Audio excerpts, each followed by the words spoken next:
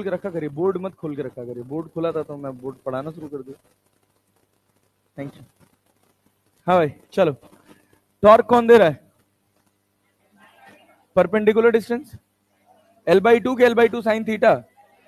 अरे अब तो फोर्स से परपेंडिकुलर L/2 है ना, यहां हमने फोर्स को परपेंडिकुलर कर दिया, यहां किसको परपेंडिकुलर किया था?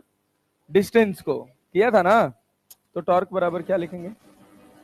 mg/L/2 sine theta. क्या कोई चेंज आया? कोई चेंज आया नहीं। तो न्यूमेरिकल लगाते समय ये वाला अप्रोच, जब डेटाबेस क्वेश्चन होता है तो ये वाला अप्रोच रखना थोड़ा ज्यादा सिंपल होता है, खट से सवाल बन जाता है। क्योंकि जनरली जो फोर्स होते हैं वो 30 न्यूटन, 40 न्यूटन, 50 न्यूटन के मल्टीपल में होते हैं, और लेंथ जो है वो 2 मीटर, 3 मीटर, 5 मीटर होती है। मैं समझ रहे ना?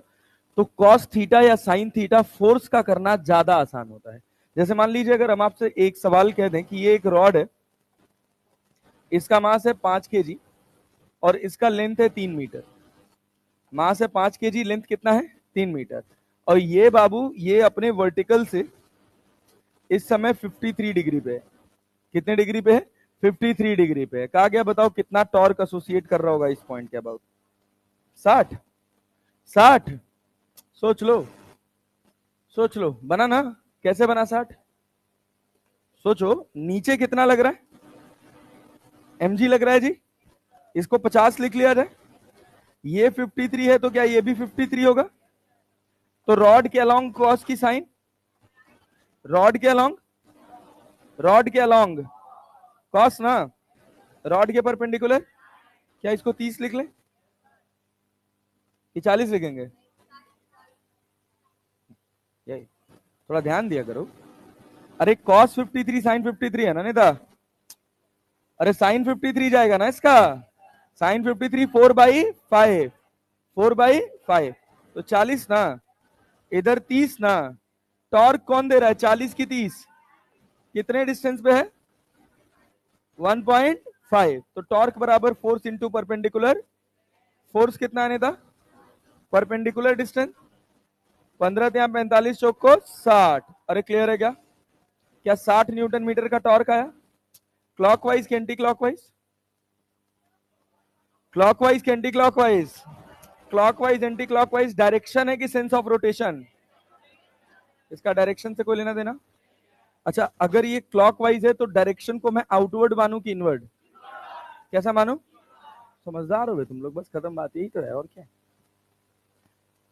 प्रोजेक्टाइल वाला सवाल कराया था, मैक्सिमम हाइट पे टॉर्क निकालना, तब तो नहीं लगा था? लगा था? खाली बस परपेंडिकुलर डिस्टेंस निकालना है ओवरऑल। सुनो, हाँ ये बताओ भैया भैया भैया, सुनना। अच्छा ये बताओ, आर और एफ का क्रॉस प्रोडक्ट वाला सवाल कराया था? चल उसका एक छोटा सवाल देख, कराया था यार, एक सवाल कराया था। अरे आर क्रॉस एफ ही तो करना है यार। ये बताओ, यहां देखो तो, find the torque about the origin when a force of 3J newton act on a particle whose position vector is 2k cap. 6i, 6i की -6i?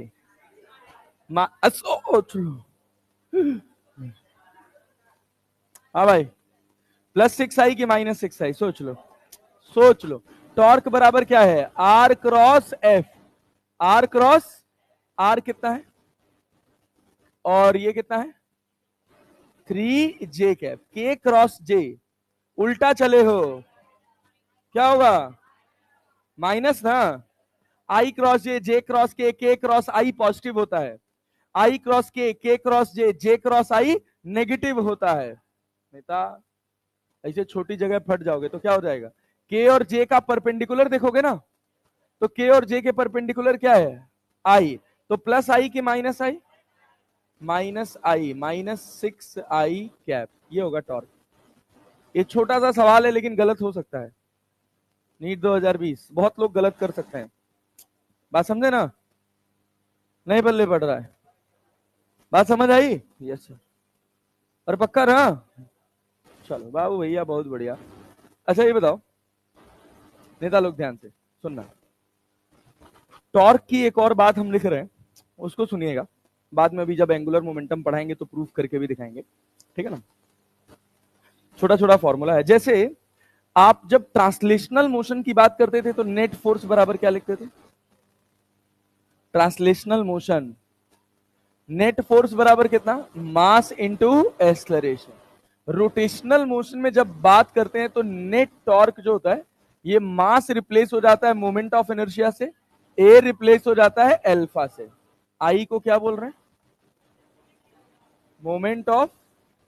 Moment of inertia. किसके अबाउट?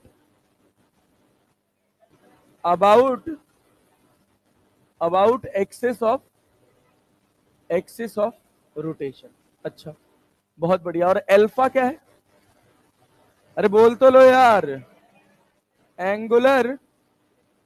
Angular acceleration. अब सुनना ध्यान से, इस analogy में तुम लिखते थे कि जब नेट फोर्स बराबर जीरो हो, जब नेट फोर्स बराबर क्या हो? जीरो, तो हम क्या कहते थे? बॉडी इज इन इक्विलिब्रियम कहते थे, ठीक है ना। इस इक्विलिब्रियम का नाम होता था ट्रांसलेशनल इक्विलिब्रियम। अरे बात समझे? मतलब ऑब्जेक्ट जो है वो सीधे रास्ते पर नहीं चलेगा, अगर चलेगा भी तो कांस्टेंट रफ्तार से चलेगा। ये दो चीजें हो सकती हैं, किसी तरह का कोई एक्सटर्नल फोर्स नहीं लगेगा। सेम एज नेट टॉर्क में आया। जब हम यहां पर बात किए भैया, हमने कहा कि इफ बॉडी के ऊपर नेट टॉर्क जीरो है तो हम कहें body is in rotational equilibrium. Body कोई रोटेशनल इफेक्ट प्रोसेस नहीं करेगी, बट यहां पे ऐसे नहीं कहा जाता है। यहां पर बात होती है कंप्लीट इक्विलिब्रियम की। ना तो बॉडी ट्रांसलेशनल करे और ना तो बॉडी रोटेशनल करे। अरे बात समझे? तो रोटेशनल मोशन ना होने के लिए नेट टॉर्क कितना होना चाहिए? जीरो। कितना होना चाहिए? जीरो। और क्लैरिटी है? यस। अब सुनिएगा, एंड एफ नेट बराबर जीरो, नेट टॉर्क भी जीरो हो जाए और नेट फोर्स भी जीरो हो जाए तो हम कह सकते हैं बॉडी इज इन इक्विलिब्रियम या कंप्लीट इक्विलिब्रियम।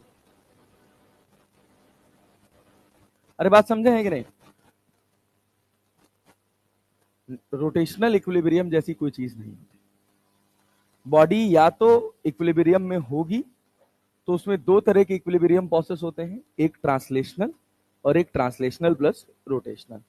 जब भी आप ट्रांसलेशनल इक्विलिब्रियम की बात करते हैं तो आपने ध्यान दिया हो ना दिया हो मुझे नहीं पता, लेकिन वहां पर कहीं भी थ्रू आउट रोटेशनल इक्विलिब्रियम आता ही नहीं है। वहां टाउनेट ऑलरेडी जीरो रहता है। बट समझाने के लिए कि उस समय कॉन्ट्राडिक्शन दिमाग में ना आए, हम एक वर्ड यूज कर देते हैं, that is translational equilibrium. Translational motion के लिए कौन जिम्मेदार है? फोर्स। और रोटेशनल मोशन के लिए टॉर्क। तो अगर दोनों मोशन नहीं प्रोसेस हो रहा है तभी बॉडी इक्विलिब्रियम में है, मतलब दोनों जीरो होने चाहिए। क्लैरिटी है? अब इससे छोटे छोटे सवाल बनते हैं कि if net force on a body is zero, body will be in equilibrium. True और फॉल्स? ट्रांसलेशन का नाम नहीं लिया, body will be in equilibrium. True और false? False. If net torque equals to zero, tau net equals to zero, body will be in equilibrium. False ना? Body will be in equilibrium. इसी वजह से एक एक चीज मैं लिख दे रहा हूं बोर्ड पे भाई। क्या है भाई साहब? ये भी फॉल्स है, ठीक है ना। For equilibrium F net equals to zero and tau net equals to zero. True और फॉल्स? क्या ये बात समझ गए? अगर आप चाहते हैं कि बॉडी इक्विलिब्रियम में हो तो उसके ऊपर नेट फोर्स भी जीरो होना चाहिए और नेट टॉर्क भी जीरो होना चाहिए। क्लैरिटी? हाँ बेटा, क्या चीज?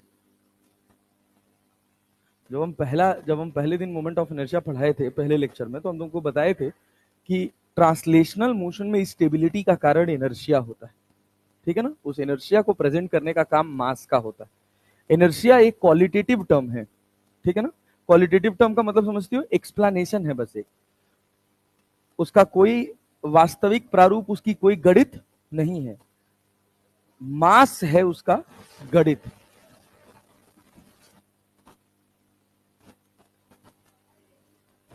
हाँ हाँ, वहां ऑलरेडी जीरो था, वहां कोई रोटेशनल मोशन नहीं होता था, ठीक है ना।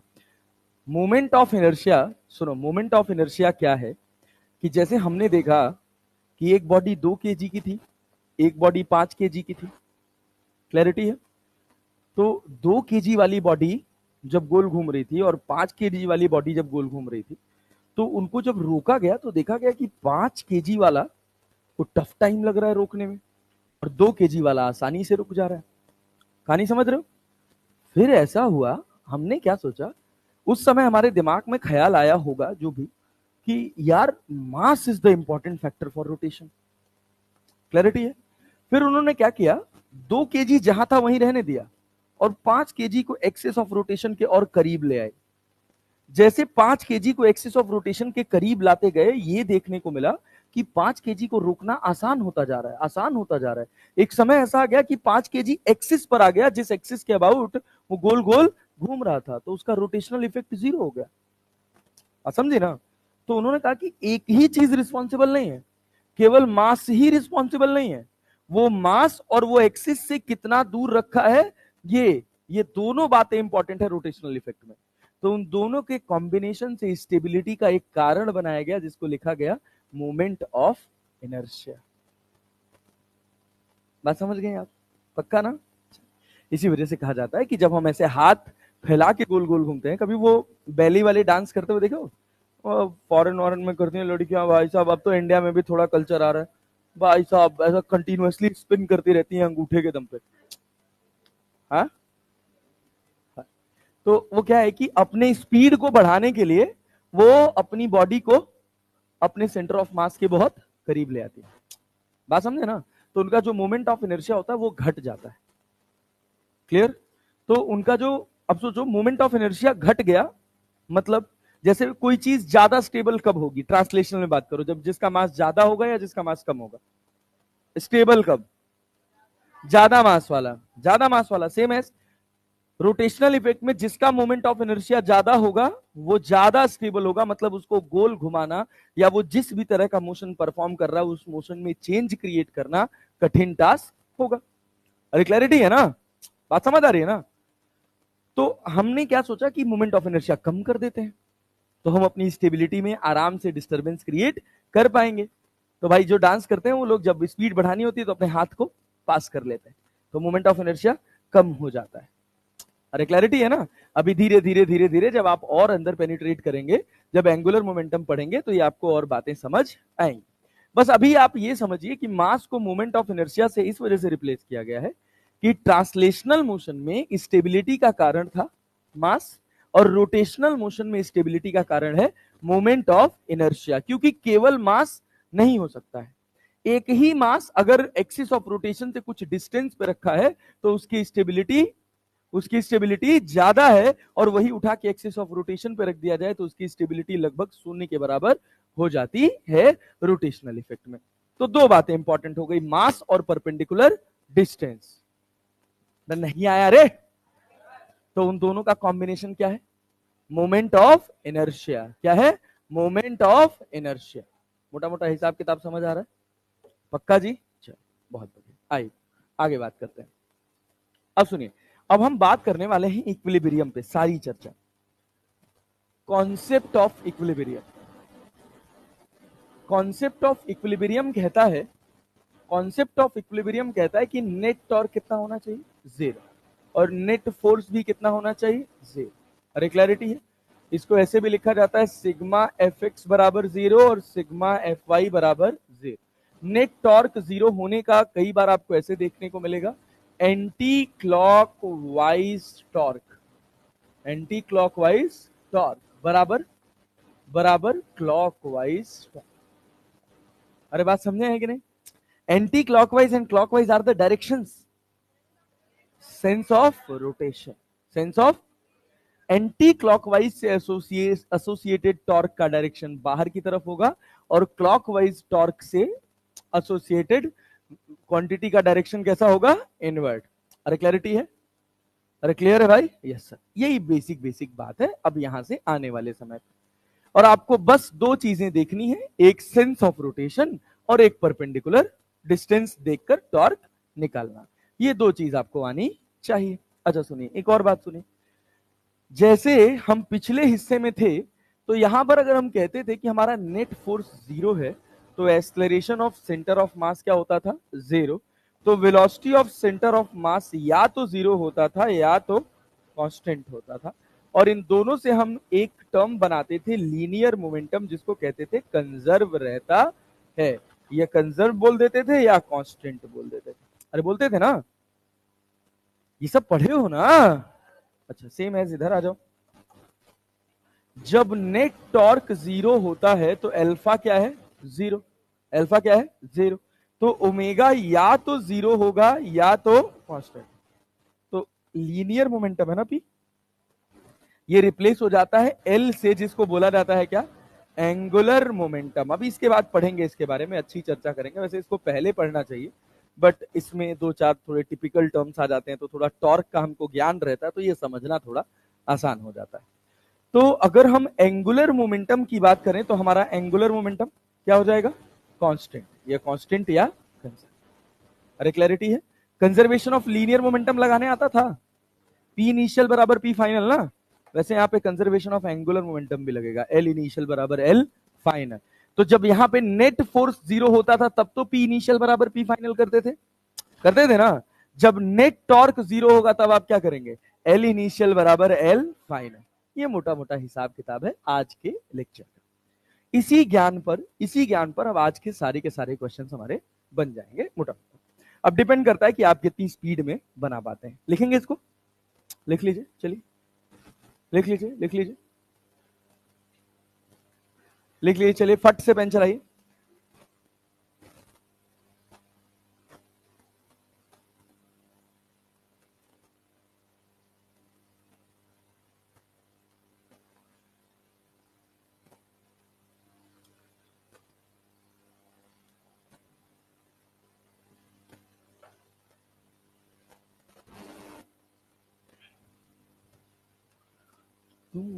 तस्वीर के सहारे मौसम को गुजारे, समझो तुम इश्क को हमारे।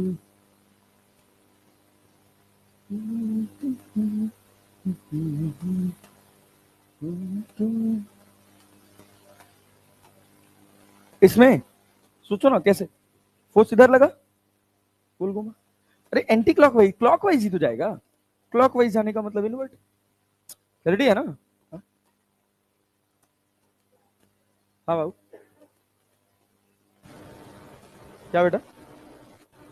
हाँ हाँ हाँ, तो मतलब spin is a type of rotation.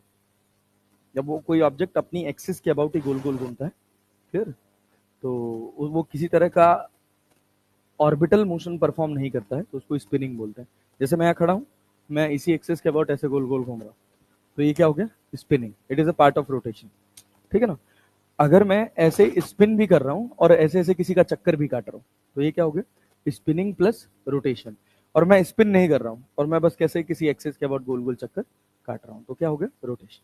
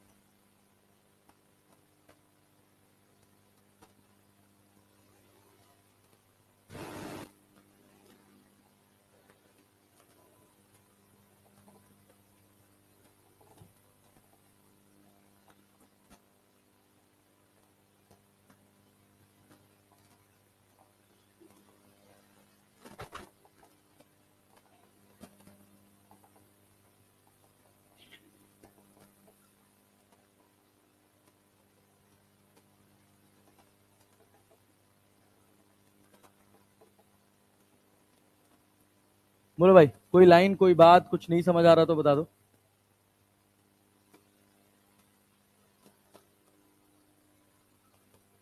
बोलो बोलो। दोनों, रोटेशनल प्लस स्पिनिंग, अपनी एक्सिस के अबाउट स्पिन कर रहा है और सन के अबाउट रोटेशनल मोशन। हाँ, रिवोल्यूशन को स्पिन बोलते हैं। अर्थ revolve around its orbit, clarity है ना? अर्थ रिवॉल्व्स अराउंड द सन। अगर अर्थ सन के अराउंड गोल घूम रही है तो वो कैसा मोशन है? रोटेशनल। सन उसका एक एक्सिस है, उसके अबाउट वो गोल गोल घूम रही है। और जब ऑब्जेक्ट अपनी ही एक्सिस के अबाउट गोल गोल घूमता है, वो भी रोटेशन ही है, उस रोटेशन का एक नामकरण कर दिया गया है स्पिन। समझे ना? बस इतना ही है और कुछ नहीं है।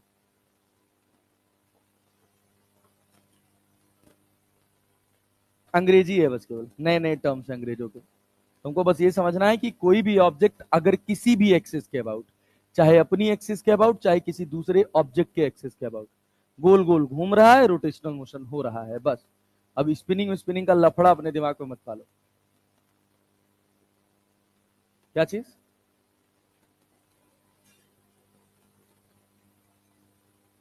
दो रोटेशनल मोशन हो गया वो, समझे ना? जब वो अपनी एक्सिस के अबाउट गोल घूम रहा है तो एक रोटेशनल मोशन वो हो गया, और वो जब सन के अराउंड घूम रहा है तो दूसरा रोटेशनल मोशन हो गया। ठीक है ना?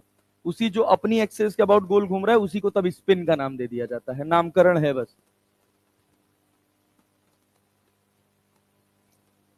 जब पहले होता था ना, जब जब रोटेशनल मोशन थोड़ा स्टैंडर्ड लेवल का हुआ करता था, तो अपन पढ़ाते थे स्पिनिंग, क्रिकेट वाला मैच। क्रिकेट सुने हो? क्रिकेट बॉल में स्पिन सुने हो? हाँ, पूरा फिजिक्स है वो, पूरा फिजिक्स है वो। ड्रिफ्ट कर जाती है बॉल गिरने के बाद। गिरने के बाद कभी ऐसा होता है स्पिन, कभी तुम लोग लेदर से खेले हो तो नहीं, पता नहीं, स्पिन बॉल गिरने के बाद ऐसे गोली की तरह निकलती है, चट से निकल जाएगी, जब तक बैट उठाओगे तब तक बाहर। मतलब सीरियसली आएगी एकदम आराम से, बहुत हल्के से आते हुए दिखेगी तुमको, गिरने के बाद चटाक से पैड पे आएगी। ऐसे थोड़ी एलबीडब्ल्यू हो जाते हैं लोग यार।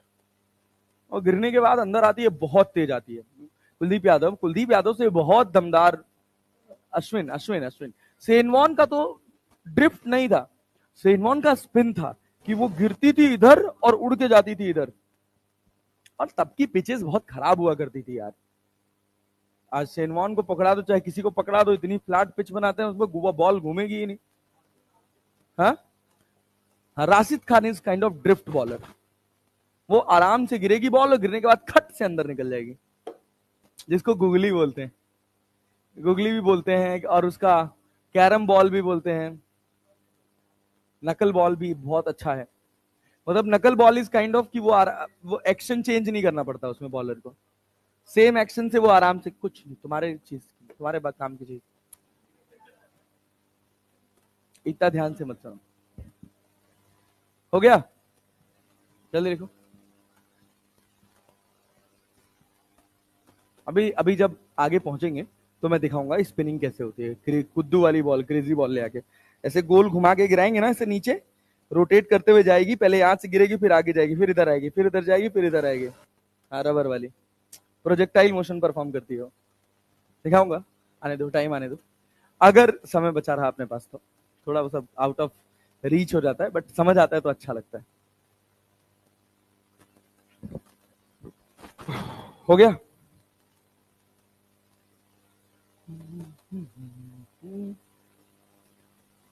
आज तुम फिर आ गई? हाँ, नहीं तुझे कल तो तुझे मम्मी ने डांट के भेजा था, आज भी डांट के भेजा है? अपने मन से आई है आज? पक्का? विद्या का समय है? हाँ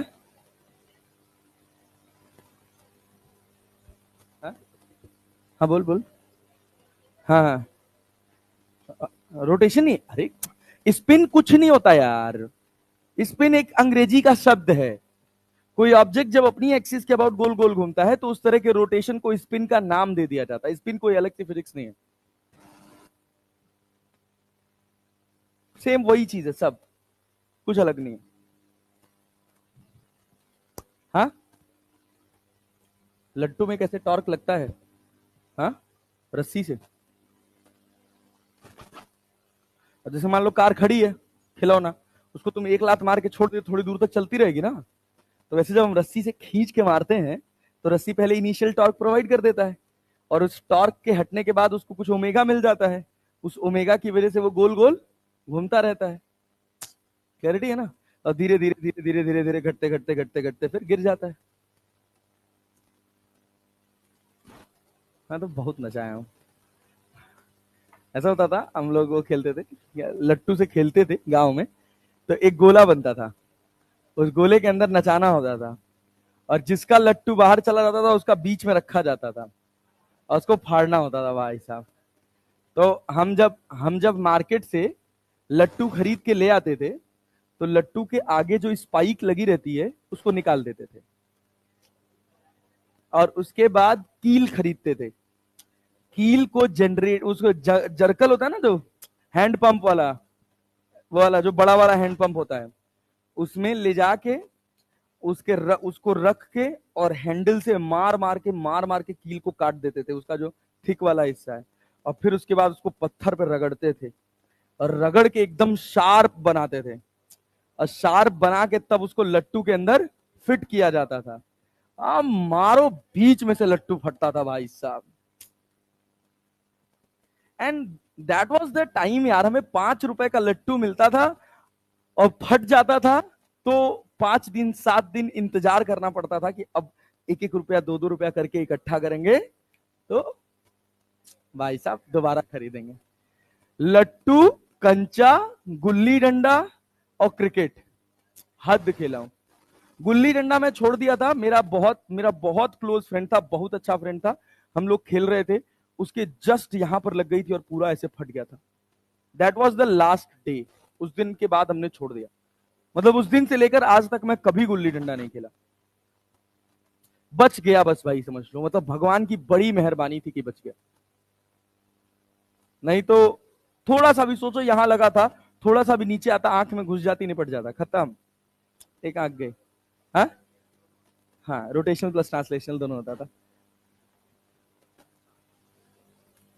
चले आगे बढ़े, चलो देखो भैया भैया भैया, यहां देखो, यहां देखो, सवाल देखो क्या कह रहा है। A ring and a solid sphere of same mass and radius are rotating with same angular velocity about their diametric axis. It is easier to stop the ring, it is easier to stop the solid sphere, it is equally difficult to stop both of them, it is not possible to stop a rotating body. बोलो किसको रोकना? जैसे मान लो simple translational से relate किया करो, एक 100 kilo का ऑब्जेक्ट चलता हुआ आ रहा है, एक 10 किलो का, किसको रोकना आसान होगा? 10 किलो वाले, क्योंकि उसका मास ज्यादा है, कम है ना। अब जिसका मोमेंट ऑफ इनर्शिया ज्यादा होगा उसको रोकना ज्यादा आसान होगा कि जिसका कम होगा? जिसका कम होगा। किसका कम है? सॉलिड स्फीयर का कितना है भाई? सॉलिड स्फीयर का कितना है? 2/5 mr²। क्या मास और रेडियस दोनों का सेम है? और रिंग का कितना होता है? mr²। mr², तो क्या होगा? It is easier to stop the solid sphere. तो समझे कि नहीं? ये बताओ, when a constant torque is acting on a body, then body maintain its state or move in a straight line with same velocity, acquires linear acceleration, acquires angular acceleration, rotates with constant angular velocity. हाँ, B, D, अरे भैया tau बराबर क्या होता है? आई into alpha. Alpha आपका 0 नहीं है, कांस्टेंट है, तो ओमेगा घटेगा बढ़ेगा या वही रहेगा? बढ़ेगा ना। अरे नहीं आया। एल्फा बराबर क्या है? D omega upon d t. अरे d omega upon d theta, d omega upon d t. जैसे ए बराबर क्या होता था? Dv by d t. ये क्या हो गया? D omega upon d t. जब एक्सलरेशन होता था तो क्या रफ्तार बढ़ती थी या घटती थी? सेम एज यहां पर अल्फा है तो भैया या तो ओमेगा बढ़ेगा या तो घटेगा, ओमेगा रह नहीं सकता। इसका मतलब ओमेगा कांस्टेंट रह सकता है क्या? नहीं रह सकता। Rotates with constant angular velocity, खत्म बात। और both maintain body maintain its state और move in straight line with same velocity, गलत बात। दूसरा क्या, लीनियर एक्सलरेशन, नहीं। कौन सा, एक्वायर्स एंगुलर एक्सलरेशन, छोटी छोटी बात है। अरे बात समझे हैं कि नहीं? क्यों एंगुलर एक्सलरेशन?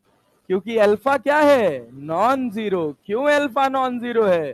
कि नेट टॉर्क नॉन जीरो है। अरे समझे हैं? आइए ये बताइए, अब सुनिए, अब यहां से सवाल शुरू होगा। अब बॉडी इक्विलिब्रियम में रहेगी और आपको क्लॉकवाइज टॉर्क को एंटी क्लॉकवाइज टॉर्क से बैलेंस करना है, और नेट फोर्स बराबर भी कितना होना चाहिए, 0। कह रहा है कि a rod of weight W is supported by two parallel knife edges A and B is in equilibrium in horizontal position। कहा जा रहा है कि ये अपने पास एक रॉड है जिसका वेट कितना है, W है। कितना वेट है, W है। इसको हमने एक नाइफ एज पे रोक रखा है। एक नाइफ एज इधर है और एक नाइफ एज इधर है। इन दोनों नाइफ एजेस के बीच का गैप कितना है, बोलो बोलो, इनके बीच का गैप कितना है, D है। अरे है ना, यस सर।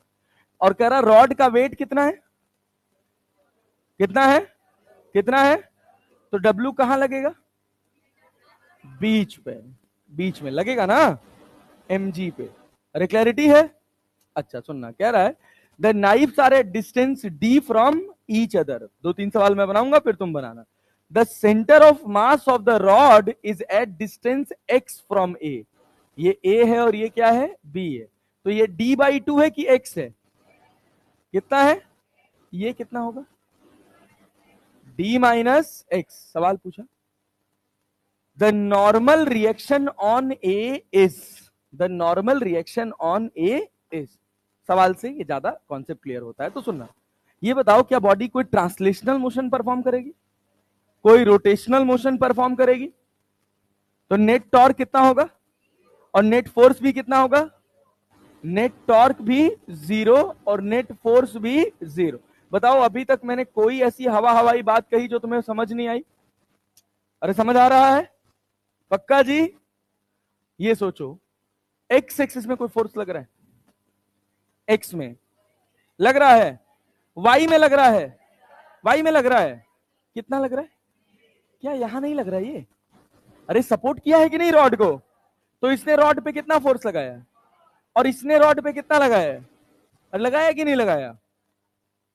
पल्ले पड़ा, पल्ले पड़ा। रॉड पे ऊपर फोर्स लगा और नीचे फोर्स लगा। हम रॉड की बात कर रहे हैं, रॉड इक्विलिब्रियम में है कि नहीं है, रॉड इक्विलिब्रियम में है कि नहीं है? रोटेशनल की ट्रांसलेशनल की, दोनों, दोनों है ना। तो जितना फोर्स ऊपर उतना फोर्स ऊपर कितना लगा, N1 प्लस N2। इसको सॉल्व कर रहे हैं ना, N1 plus N2 equals to mg। अरे नहीं आया, आया जी, yes sir. Net torque is 0।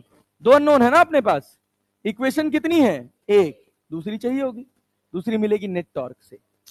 कहां से मिलेगी, नेट टॉर्क से। अब ध्यान से सुनना, नेट टॉर्क बराबर 0, नेट टॉर्क बराबर 0 मतलब जितना क्लॉकवाइज उतना किसी भी पॉइंट के अबाउट, किसी भी पॉइंट के अबाउट।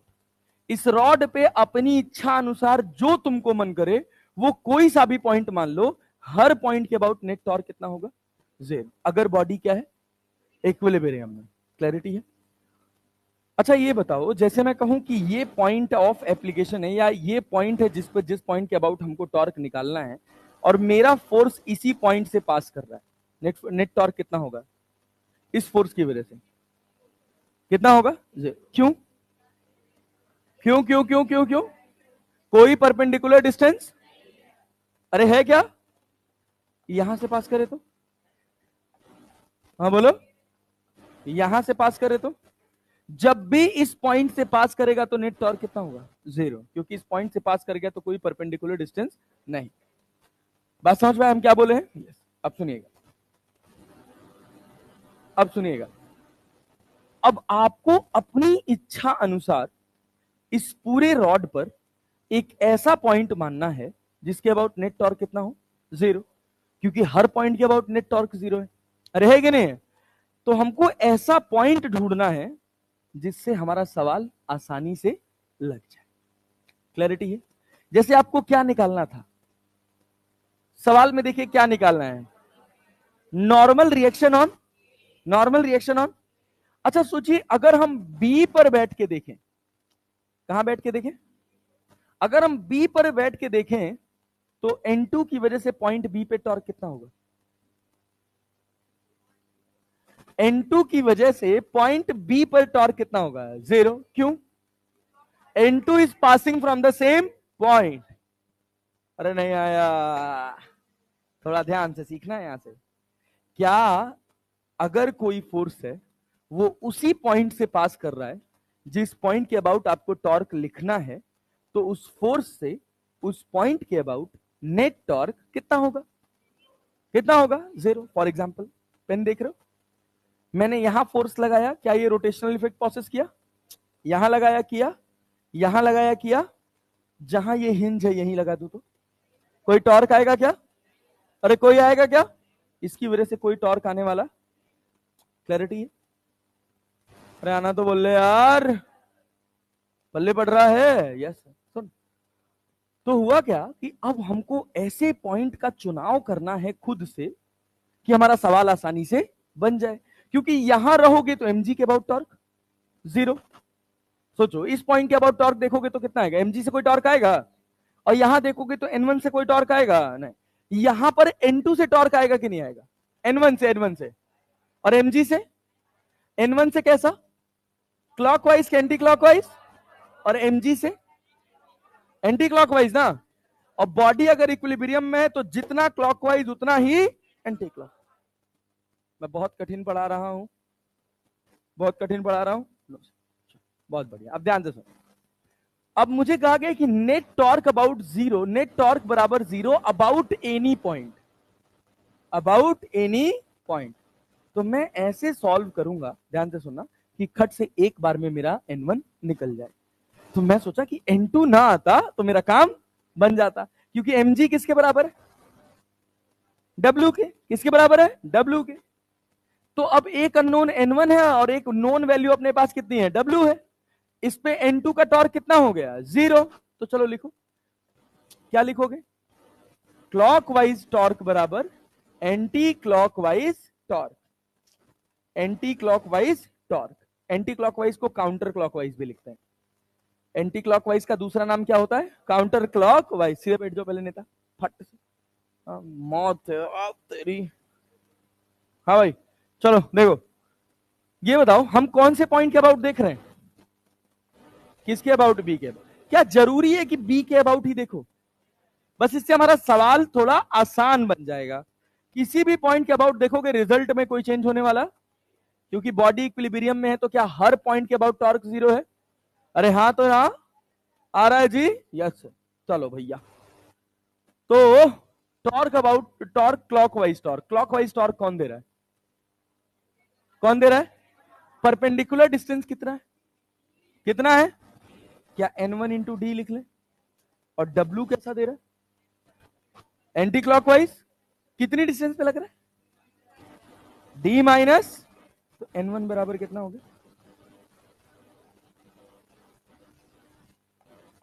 आ गया क्या? क्या आया? ए। कठिन है? कठिन है? नहीं। सोच n2 पूछता तो क्या निकाल देता? हाँ, इक्वेशन फर्स्ट क्यों निकाले? तो तुझे n1 n2 दोनों पूछ लेता तो क्या करता? अब मैं तुझे ये नहीं बताऊंगा ना कि बस n1 निकालना सीख लो, n2 निकालना भाड़ में जाए। बोल, ऐसे कह दूं? अरे बल्ले पड़ा। सोच, अगर दोनों पूछ लेता तो क्या निकाल पाता? क्या अपने पास एक इक्वेशन है, नेट फोर्स बराबर 0, क्या n1 प्लस n2 बराबर mg है? और n1 कितना मिला है? w into D minus x by D. n1 पता है, यहां रख के सॉल्व कर सकता है। mg की जगह क्या रख देगा? w। क्या रख दोगे? हो जाएगा, हो जाएगा। चले आगे बढ़े? बिल्कुल कर सकते हैं, बिल्कुल कर सकते हैं ना, कोई दिक्कत नहीं। 2 पॉइंट के अबाउट टॉर्क लिखना पड़ेगा। क्लियर है? हम बस ये समझा रहे हैं कि इक्विलिब्रियम का मतलब क्या है। नेट फोर्स भी 0 होना चाहिए और नेट टॉर्क भी 0 होना चाहिए। क्लियर है ना? इधर ध्यान दो, अगले सवाल पे चलें। हाँ बोलो बोलो बोलो, अगले सवाल पे चलें। ये बताओ, जैसे ये सवाल है, कह रहा है सुनना, determine the point of application, determine the point of application of third force for which the body is in equilibrium when the force of 20 Newton and 30 Newton are acting on the rod as shown in figure। 30 Newton कहां लगा है, ये कहां लगा है नीचे, 10 Newton कहां लगा है, 20 न्यूटन कहां लगा है ऊपर। क्या बॉडी पे नेट फोर्स जीरो है, नेट फोर्स जीरो है, नेट फोर्स जीरो है, अरे पक्का ना जी, यस सर। ये 10 सेंटीमीटर, ये 20 सेंटीमीटर, ये 30 सेंटीमीटर, मतलब पूरा यहां से यहां तक 30 सेंटीमीटर। अब ये पता नहीं कौन सा गैप है, ये ए से सी 10 है, सी से बी, सी से यहां पे कितना है 20 है, हाँ सब 10 10 10 कर दें क्या, ये पूरा 10 सेंटीमीटर है, रुको बताएं।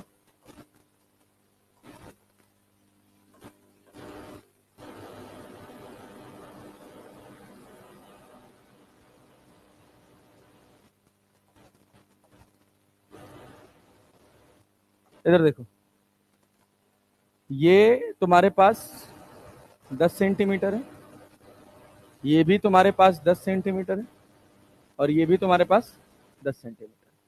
अरे क्लैरिटी है ना, सुनो सवाल पढ़ो, सवाल पढ़ो, सवाल पढ़ो फिर से, क्या कह रहा है, determine the point of application of third force for which the body is in equilibrium when 20 newton and 30 newton are acting on the rod as shown in figure. क्या बॉडी पे net force zero, net force zero है, no sir. क्या body equilibrium में होगी, equilibrium में, ना तो translational ना तो ट्रांसलेशनल ना तो रोटेशनल। तो ये तो क्लियर है कि नेट फोर्स बराबर कितना होना चाहिए, नेट फोर्स बराबर कितना होना चाहिए, जीरो। नीचे कितना लग रहा है 30, ऊपर कितना लग रहा है 20।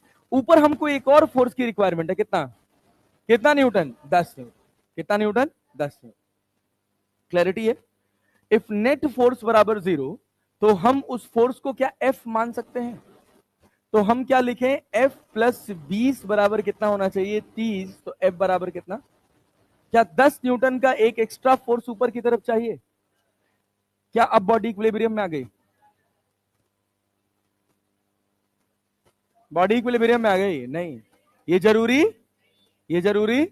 अब तुमको देखना पड़ेगा टॉर्क, क्या देखना पड़ेगा, टॉर्क। नेट इफेक्ट कितना होना चाहिए, कितना होना चाहिए, जीरो। अब सुनो, ये तुम्हारे पास कितना न्यूटन है, कितना न्यूटन है, कितना न्यूटन है 10, ये तुम्हारे पास, क्लैरिटी है ना, सही था सवाल। ओहो ओहो ओहो, हाँ सुनो सुनो सुनो, उधर जा रहा है क्या, चलो कोई बात नहीं। ये तुम्हारे पास कितना था 10, ये कितना था 20, हाँ सही था, और ये कितना था 10, ये 10, हाँ ये दिया नहीं था, हम दे दे रहे हैं, या जानबूझ के नहीं दिया था, मैं समझ के क्यों नहीं दिया, बता रहा हूँ बता रहा हूँ बता रहा हूँ बता रहा हूँ बता रहा हूँ। मैं यार इरेज करेंगे फिर मिट जाएगा पूरा। अच्छा चलो, हाँ पूरा अब तो सही हो गया, सही था सवाल, ठीक। ये पूरा 20 है भाई, मार्किंग नहीं लगा था, ठीक है, ये 10 है। सुनना क्यों, सुनना क्यों, गेम समझ रहा। ये बताओ नेट फोर्स ऊपर कितना है, ऊपर एक्स्ट्रा कितना चाहिए, और मैं वो कह रहा हूँ 30 नीचे लग रहा है, 20 ऊपर लग रहा है, कितना चाहिए था 10। अब सोचो, सवाल ये पैदा होता है कि वो 10 तुमको कहां चाहिए, क्या कहीं भी लगा दोगे तो नेट टॉर्क जीरो हो जाएगा। अगर मैं कहूं कि नेट फोर्स 10 न्यूटन लगाने से जीरो हो गया, तो क्या ये जरूरी है कि बॉडी इक्विलिब्रियम में होगा, क्या ये जरूरी है, नहीं, ये बिल्कुल भी जरूरी नहीं। तो जरूरी करने के लिए क्या नेट टॉर्क जीरो करना पड़ेगा, अरे आगे ना, नेट टॉर्क जीरो चाहिए ना। सोच, किसी एक पॉइंट के अबाउट या किसी भी पॉइंट के अबाउट, किसी भी पॉइंट के अबाउट मान ले, अरे मान लेना। अब सुनना ध्यान से, यही सारा लॉजिक है। मैं कह रहा हूं कि मैं इस वाले पॉइंट के अबाउट लिखूंगा, बोलो कोई दिक्कत। इस वाले पॉइंट के अबाउट 30 का टॉर्क कैसा है, 30 का, 30 का, 30 का, 20 का नहीं, 30 का क्लॉकवाइज, 30 का कैसा है क्लॉकवाइज। जो ये 10 न्यूटन का फोर्स लगना है, इसका डायरेक्शन किधर होना चाहिए, ऊपर, ऊपर। इसका डायरेक्शन किधर होना चाहिए, ऊपर। यहां नीचे कितना लगा 30, ऊपर कितना लगा 20, ऊपर और कितना चाहिए था 10, चाहिए था ना। अब ये 10 यहां से लेकर यहां तक तुम कहीं भी नहीं लगा सकते हो। अरे मेरी बात समझ आ रही है? नहीं बल्ले पड़ रहा है। उसकी एक स्पेसिफिक जगह होगी जिससे नेट टॉर्क कितना होगा, जेर कितना होगा। अब सोच मैं कहां बैठ गया, 20 पे। कहां बैठ गया, तो कहीं भी बैठेगा यही रिजल्ट मिलेगा। कहां बैठ गया, 20 पे। सोच 30 का टॉर्क कैसा है, कैसा है, क्लॉकवाइज के एंटी क्लॉकवाइज, क्लॉकवाइज के एंटी क्लॉकवाइज कितना है। क्या भाई अगर बॉडी इक्विलिब्रियम में है तो क्लॉकवाइज टॉर्क बराबर एंटी क्लॉकवाइज टॉर्क होना चाहिए ना। अरे होना चाहिए कि नहीं होना चाहिए। क्लॉकवाइज टॉर्क कितना आ रहा है, 30 इंटू 20, 30 इंटू 20, तो एंटी क्लॉकवाइज भी हमको इसी के बराबर चाहिए। फोर्स मेरे पास कितना है, 10, कितना है। सोच इसको मैं कहां लगाऊं कि एंटी क्लॉकवाइज टॉर्क मिले, लेफ्ट राइट साइड के लेफ्ट साइड। सोच सोच सोच, ये है 10 न्यूटन का ऊपर, लगेगा ये ऊपर, इसका डायरेक्शन नहीं पलट सकते क्यों, क्योंकि तुम डायरेक्शन पलट दिए तो नेट फोर्स 0 नहीं रहेगा। किधर लगाओगे, इधर, इधर, इधर। ये 30 कैसे घुमा रहा है, क्लॉकवाइज ना, तो अपने को कोई चाहिए जो कैसे घुमाए। अरे समझ आया, नहीं आया। अरे नेता, अरे नेता, अरे गधा, अरे गधा। तो क्या कहीं एफ ऐसे लगा दें, यहां से कुछ एक्स डिस्टेंस पे लगा दें, नहीं आया। तो ये एफ से जो टॉर्क आएगा वो क्लॉकवाइज है कि एंटी क्लॉकवाइज। और एफ की वैल्यू है कितनी, कितनी है, क्या 10 इंटू एक्स लिख लें, क्या एक जीरो से एक जीरो कट जाएगा, एक्स बराबर कितना, 60 सेंटीमीटर। अगर क्लैरिटी है, मतलब ये जहां लगेगा ये 20 है तो ये गैप कितना होगा, इसी वजह से ये रॉड की लेंथ नहीं दे रखी थी।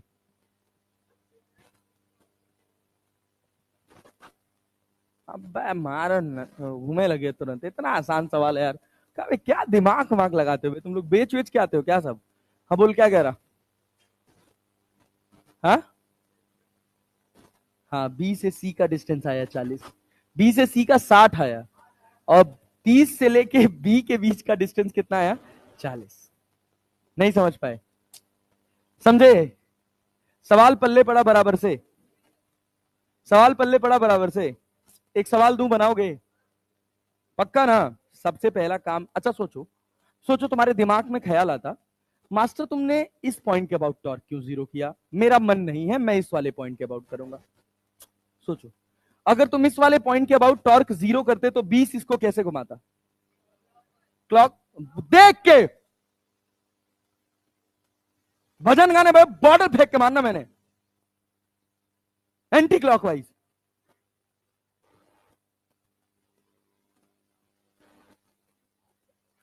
बीस न्यूटन कैसे घुमा रहा है, पॉइंट ऑफ रोटेशन ये रहा ना, कैसे घुमा रहा है, क्लॉकवाइज के एंटी क्लॉकवाइज, एंटी क्लॉकवाइज बोल दे। अभी बाल पकड़ के लटका देना मैंने ऊपर से, क्लॉकवाइज बोला था अभी, अभी झूठ बोल रही है, सफाई दे रही ऊपर से, चिल्ला के बोल रही है एंटी क्लॉकवाइज, अब उसके बाद तुरंत पलट के क्लॉकवाइज। नीतीश चाचा 2.0 बन रहे हो तुम लोग सबके सब। हाँ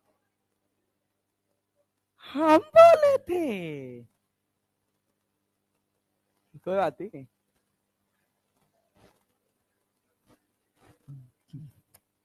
चुप नहीं रह पा रही थी, तूने भी एंटी क्लॉकवाइज बोला था ना। ए चल नेता, ओए इधर ध्यान दो, इस पॉइंट के अबाउट 20 न्यूटन कैसे घुमा रहा है, क्लॉकवाइज। तो अपने को 10 ऐसा चाहिए जो कैसे घुमाए, क्या 10 का डायरेक्शन मैं नीचे कर सकता हूं, डायरेक्शन चेंज कर सकता हूं, 10 का चेंज कर दोगे तो नेट फोर्स 0।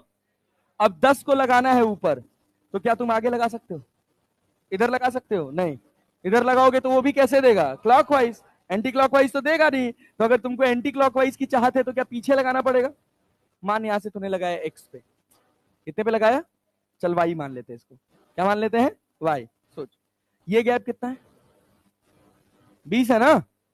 तो सोच यहां पे क्लॉकवाइज टॉर्क कितना है, 20 इंटू 20 बराबर कितना, 10 इंटू वाई, तो वाई बराबर, अरे आया कि नहीं आया,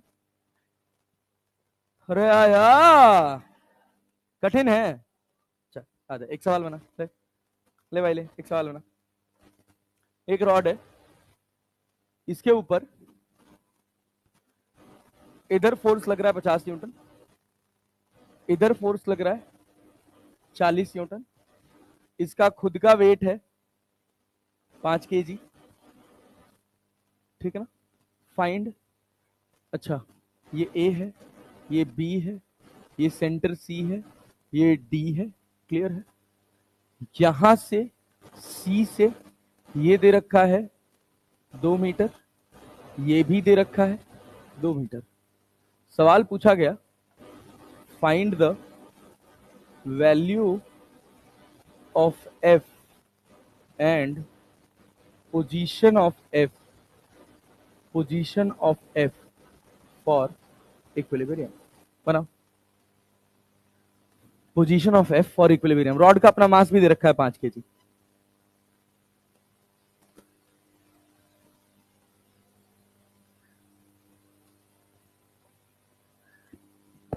या छोड़ो, अभी मास हटा दो, मास हटा दो। बता, ये हॉरिजॉन्टल टेबल पे रखा है, ये पूरा सेटअप हॉरिजॉन्टल टेबल पे रखा हुआ है।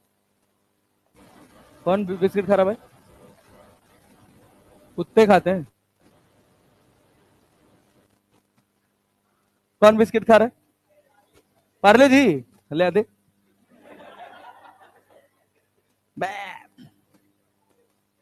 अच्छा ये तो ठीक होता है। Happy happy.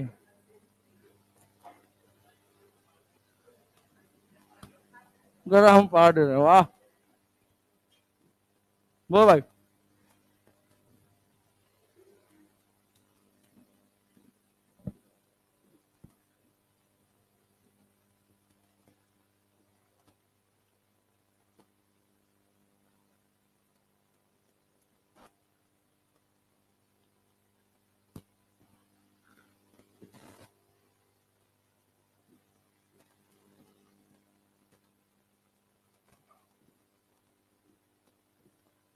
एफ का मैग्नीट्यूड कितना आ रहा है? उसमें तो कोई डाउट नहीं है ना? लगाओ अब। कहां से? हाँ, बी से, बी से लेफ्ट, बी से लेफ्ट कितना? भैया गुड जॉब, गुड जॉब।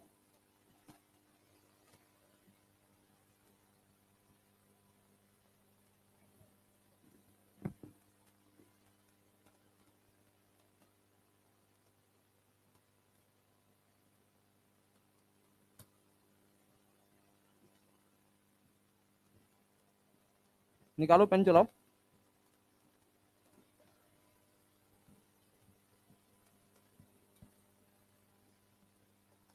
बन नहीं पा रहा ना, दिमाग काम नहीं कर रहा ना नेता?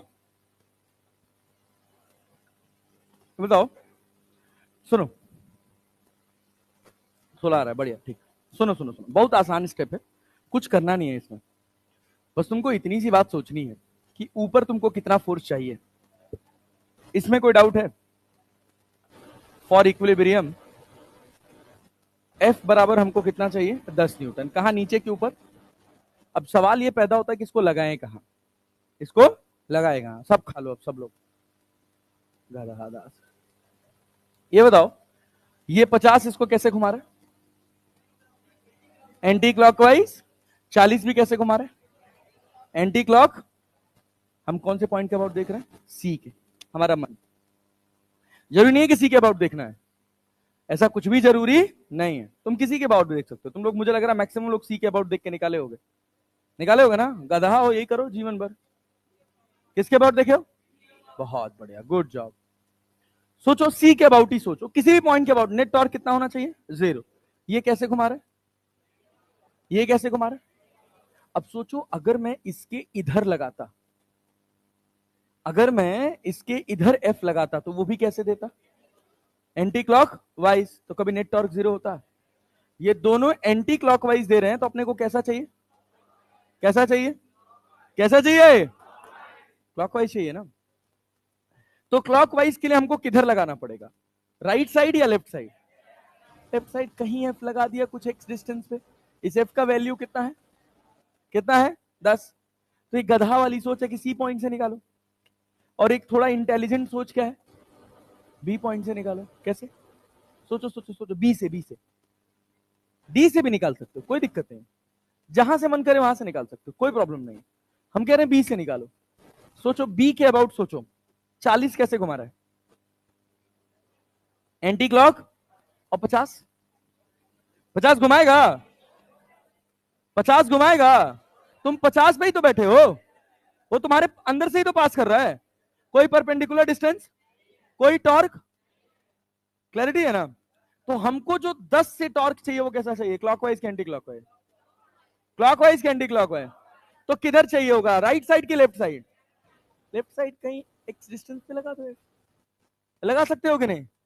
क्या होगा, टॉर्क अबाउट बी बराबर क्या 0 लिख लें, तो बी के अबाउट टॉर्क कितना है, 50 का, 40 का, 40 गुणे 4, और एफ का, एफ इंटू एक्स, तो एफ का वैल्यू कितना है 10 इंटू 4 चौक को, इससे कट जाएगा क्या, एक्स बराबर 16 मीटर।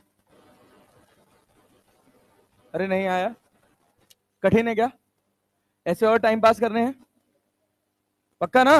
हाँ, सी के अबाउट, ले भैया, ले भैया, सी के अबाउट देखो, टॉर्क अबाउट सी बराबर 0, सी के अबाउट 50 कैसे घुमा रहे, खड़े हो जाओ तुम, खड़े हो नेता, चलो खड़े रहो, क्या लिखें, टॉर्क अबाउट सी बराबर 0, तो क्लॉकवाइज टॉर्क बराबर कितना, एंटी क्लॉकवाइज टॉर्क, बताओ, चलो क्लॉकवाइज टॉर्क एफ से आएगा। ये तो क्लियर है कि इधर ही कहीं लगेगा, ये डिस्टेंस हम मान लिए वाई, क्या मान लेने था, वाई, तो क्या लिखे, clockwise torque F into Y, anti clockwise देखो तो 50 के एंटी क्लॉकवाइज घुमा रहा है, कितना, 50 गुणे 2, 50 गुणे 2, और दूसरा कितना, प्लस 40 गुणे, अरे क्लियर है क्या, एफ कितना है 10, वाई 50 दो ना 100, 4 दो ना, अरे क्लियर है क्या, 100, 180, क्या 10 वाई आए, इससे ये कट जाएगा, वाई बराबर कितना, कितना मीटर 18, ये कितना था, ये कितना था 16, 2 कौन था, पूछ गए, समझ आया, यस। अच्छा एक और बात, अगर आपको ना भी आइडिया लगे कि आप एफ को कहां माने, क्लैरिटी है, तो अपनी मर्जी जहां मन करे वहां मान लीजिए, क्लैरिटी है, उससे क्या होगा कि अगर आप गलत माने रहेंगे तो आपका एक्स नेगेटिव आ जाएगा, अगर आप गलत माने रहेंगे तो आपका एक्स नेगेटिव आ जाएगा। हाँ बताओ,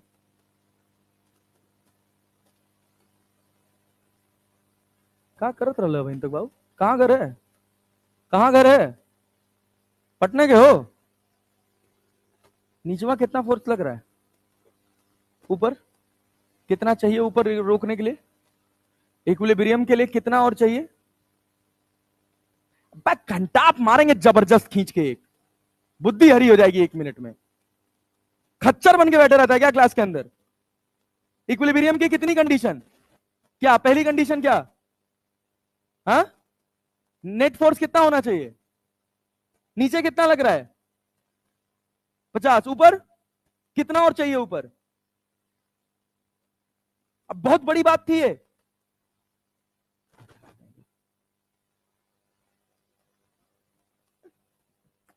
चिड़चिड़ा देते हो एकदम, सही बता रहा हूं, ऐसे ऐसे ऐसे डाउट पूछ के, गधा कहीं के, मत पूछ लिया करो, कोई बात नहीं, बाद में जाकर गरियाओगे भैया, कहोगे बताता नहीं है, डैश डैश डैश। हाँ भाई, फिल कर लो तुम लोग अपने हिसाब से भाई, ठीक, कोई बात नहीं। अरे क्लैरिटी है भाई, समझ आया, चलें एक अच्छा सवाल करें, एक अच्छा सवाल करें, यस, आइए देखिए, सवाल देखिए, कह रहा है a uniform rod of length L and mass M is hung from 2 strings of equal length from a ceiling as shown in figure. Determine the tensions in the string. अब सोच के बताइए, दोनों में टेंशन सेम होगा कि अलग अलग, रॉड अलग, रॉड का मास है अपना भाई, दोनों में टेंशन सेम होगा कि अलग अलग, अलग अलग, यस सर, यहां टेंशन T1, यहां टेंशन और नीचे वेट कितना, कहां लगेगा, बीच में ना, यहां से L/2 पर, नीचे कितना लग गया mg। अरे लग गया। क्या बॉडी इक्विलिब्रियम में है, अरे है कि नहीं है, अबे रुकी हुई है तो इक्विलिब्रियम में ही है ना, क्या अपने आप गोल गोल घूम रही है, तो टाउ भी कितना है, टाउ भी कितना है, नेट फोर्स भी कितना है, नेट फोर्स जीरो होने का मतलब जितना फोर्स ऊपर उतना फोर्स, तो नेट फोर्स ऊपर कितना लग रहा है, T1 की T2 की T1 plus T2, T1 plus बराबर कितना, बराबर कितना mg। नेता समझ आया पक्का, ये तो एक पहलो तो ये करत रहे बाबू, पिछले 4 सवाल से यही तो कर रहे थे। आदास, क्या नेट टॉर्क भी जीरो होना चाहिए किसी स्पेसिफिक पॉइंट के अबाउट या किसी भी पॉइंट के अबाउट, सोच लो, किसी भी पॉइंट के अबाउट। अब तुम सोचो तुम्हारे हिसाब से क्या मानना चाहिए, ये ए है, ये बी है और ये सी है, बोलो कौन से पॉइंट के अबाउट ज्यादा आसान होगा निकालना, किसके अबाउट, बी के अबाउट नहीं भाई, सी के अबाउट भी नहीं, सी के अबाउट भी नहीं, सी के अबाउट क्या दो अननोन आ जाएगा, एक T1 और एक T2, फिर एक की वैल्यू उठा के यहां रखनी पड़ेगी, रखनी पड़ेगी ना, नहीं दिमाग नहीं लगा पा रहे हो यार तुम लोग, देख पा रहे हो। अब सोच, ए बी से ज्यादा बेहतर होगा, क्यों, क्योंकि जब तुम बी लिखोगे तो तुमको ये डिस्टेंस निकालना पड़ेगा, 3L/4 में से L/2 माइनस करना पड़ेगा, हमको तो वो भी बचना है, इतना कठिन गणित है कि नहीं है, पता चला 3L/4 में से L/2 माइनस कर देना तो कुछ अलग ही जोन में लिख रहे हैं, कितना होगा 1/L, हो देखो L/4 की L/8, L/2 में से माइनस करना है, L/4, L में से 3L/4 घटाते तो L/4 आता ना, हाँ L/4 ही आएगा, हमारा ही गणित खराब है। हाँ हाँ हाँ हाँ ठीक, सुनो ए भैया सुनो ए पॉइंट के अबाउट नेट टॉर्क कितना होना चाहिए, कितना होना चाहिए, mg का टॉर्क कैसा है, क्लॉकवाइज कि एंटी क्लॉकवाइज, mg का एंटी क्लॉकवाइज, इतने नालिम बैठे हो क्या अपना दिमाग उमाग लेके, गटार सर वहीं सोचते हैं, कैसे लग रहा है, और T2 का net torque, net torque tau net बराबर 0 का मतलब है कि क्लॉकवाइज होगा क्या एंटी क्लॉकवाइज के बराबर होगा, अरे होगा नहीं था, क्लॉकवाइज कितना जी, mg into L/2, anti clockwise कितना, अब इतने के बाद ना समझ आया ना भैया, चुल्लू भर पानी ढूंढ लेना, तो T2 बराबर कितना, T2 बराबर कितना, 2mg की 2mg/3, 2mg/, समझ आया, क्या T2 की वैल्यू ऊपर डाल सकते हो, T1 कितना आएगा जी, mg माइनस 2mg/3 प्लस कितना हो गया mg/3, अरे क्लियर है ना, कठिन लगा, कठिन लगा, आसान है, थोड़ा मतलब थोड़ा दिमाग वाला सवाल कर रहा हूं, तराजू देखे हो, तराजू, तराजू देखे हो पक्का ना, तराजू कैसे चोरी करते हैं इसका आइडिया तुमको कुछ, जिधर बट्टा रखना होता है उधर थोड़ा सा चिपका देते हैं, अरे चिपका देते हैं ना, हाँ चले आगे बढ़े, बोलो ये समझ आया कि नहीं आया सबको, क्या मजाक कर रहे हो यार,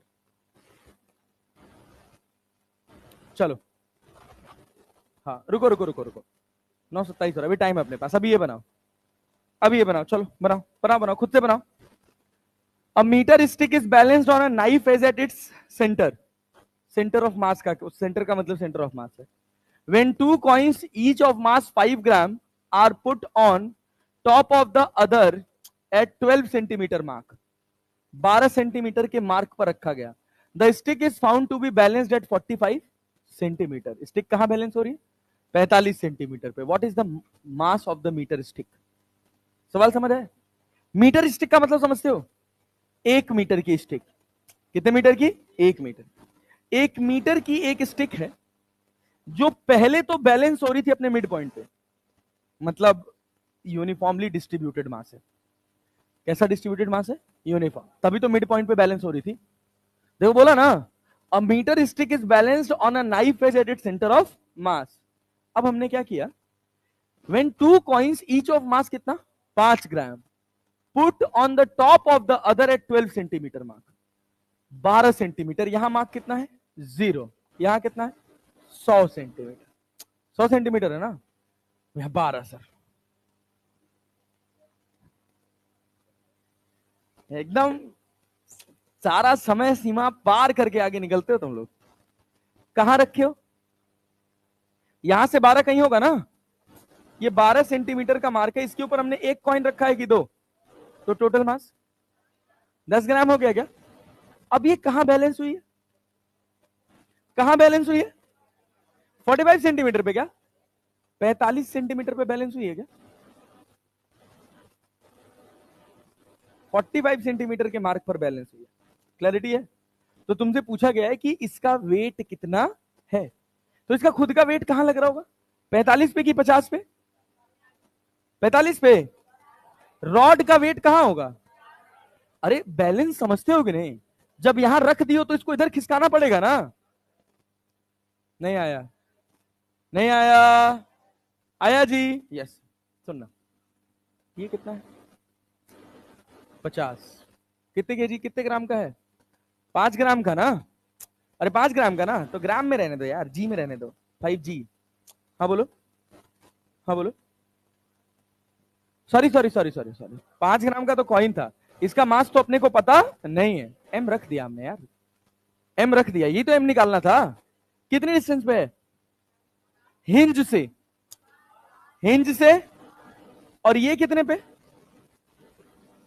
हिंज से ये कितने पे, कितने पे है, अरे 12 45, ये 12 सेंटीमीटर है ना, ये 45 है ना, तो ये कितना होगा 45 माइनस 12, कितना, कितना 38, 33 सेंटीमीटर है ना।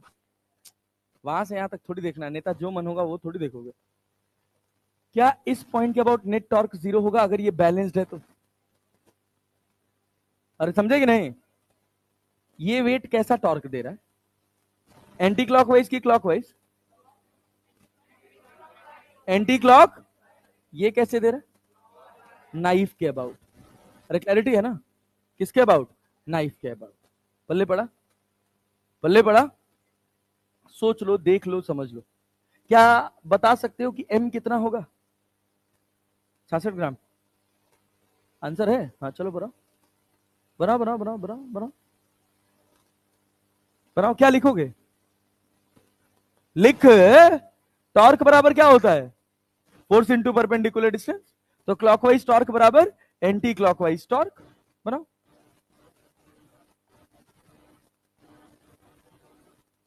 क्लॉकवाइज टॉर्क कितना, किस पॉइंट के अबाउट देख रहे हैं हम लोग, सी के अबाउट, जहां पर ये बैलेंस हो रहा है।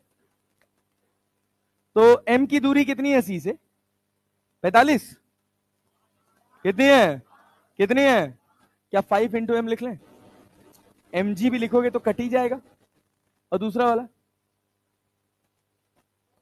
अरे कितना है 33 इंटू कितने का कॉइन है 10G लिख ले, अरे 5 ग्राम के 2 कॉइन हो गए ना, तो क्या जी से जी कट जाएगा, 5 से 5 दो ना, एम बराबर 66 ग्राम। अरे क्लैरिटी है,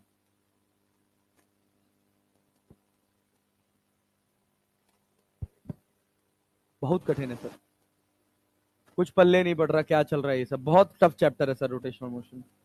कब कठिन लग रहा है ना, नहीं लग रहा है, क्या नहीं था, टफ है। अगला सवाल बना लो, बनाओ बनाओ बनाओ, सोच समझ के बनाना। हाँ हाँ जी, ग्रेविटी वाला है यार, मास ग्राम में रखो चाहे किलोग्राम में रखो, कट तो जाएगा ही ना।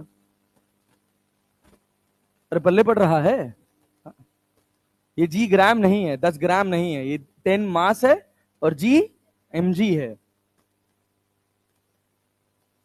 और बनाओ, चलो ये सवाल बनाओ, ये बना कि नहीं बना, बना, अगला बनाओ, ये बनाओ, सोच समझ के बनाना। कह रहा rigid massless rod AB of length 1 metre is placed horizontally on the 2 rigid supports At its end, as shown in figure, a weight of 10 Newton is hung from a point C at distance of 30 centimeter from A. Find the reaction at the support A and B respectively. A और B पे support निकालना है. यहाँ पे लगा N1 और यहाँ पे लगा N2. ये गैप कितना है? कितना है? कितना है? कितना है? कितना है भैया? 20 की 30? 30 ना? हाँ, 30 सेंटीमीटर. क्या है? Rigid massless rod AB of length 1 metre. पूरा लेंथ 1 मीटर का है. बनाओ. हम नहीं बनाएंगे. बनाओ. नेट फोर्स 0 है? नेट फोर्स 0 है? नहीं है? नीचे गिर जाएगा वो.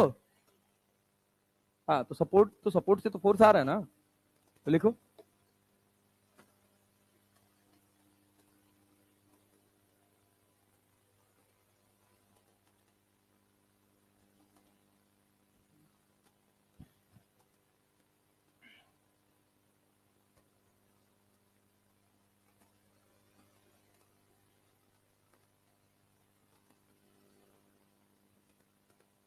कितना?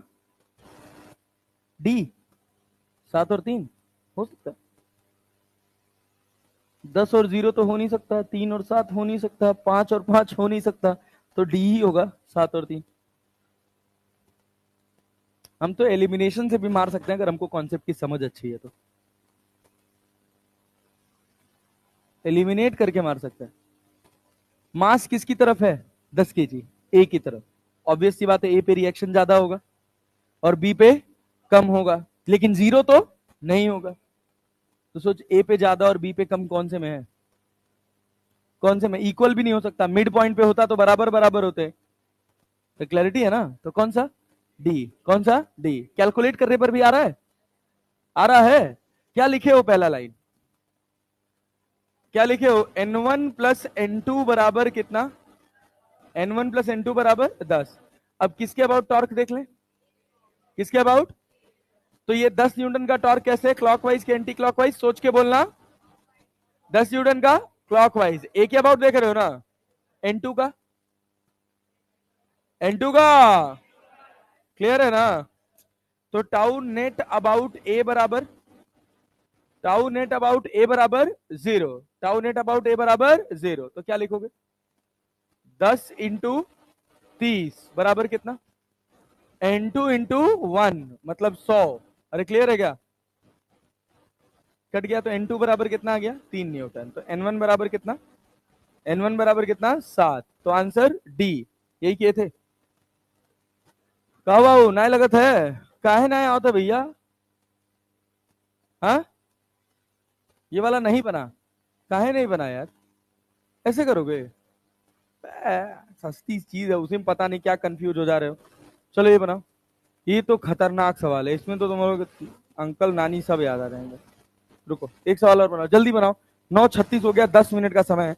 अब की बार वाला सवाल सबसे बनना चाहिए भाई साहब. हम कह रहे हैं एक हिंज यहां पर है और एक हिंज यहां पर है. इसका खुद का वेट है 10 kg और मास है इसका 4 मीटर. अरे मतलब लेंथ है इसका 4 मीटर और मास कितना है? 10 kg. यहां पर ये जो गैप है, ये गैप है तुम्हारे पास 3 मीटर. ये गैप है तुम्हारे पास 1 मीटर. हमने कहा यहां से 1 मीटर पर एक फोर्स नीचे लग रहा है 20 Newton. Find N1 and N2. एक फोर्स लग रहा है 20 न्यूटन, मतलब 2 kg का एक डिब्बा भी लटका दिया. N1 एंड N2 सोच समझ के बताना. N1 एंड N2 दोनों चीज बतानी है. नीचे फोर्स टोटल कितना लग रहा है रॉड के ऊपर? नीचे 120. 10 kg दिए हैं क्या? 10 kg दिए हैं. तो इसको 5 kg कर लो. 50 न्यूटन कर लो. 5 kg कर लो. अब बताओ. 50 न्यूटन. Net force 50 Newton. अब बताओ नीचे कितना? 150 कि 250? कितना? 150. और ऊपर N1 और N2. N1 plus N2. N1 plus N2 150. लिख लिख लिख. खट से लगा इसको. क्या सबका पोजीशन दिए? मार्किंग कौन कहां कहां लग रहा है? हाँ ठीक है, सब है.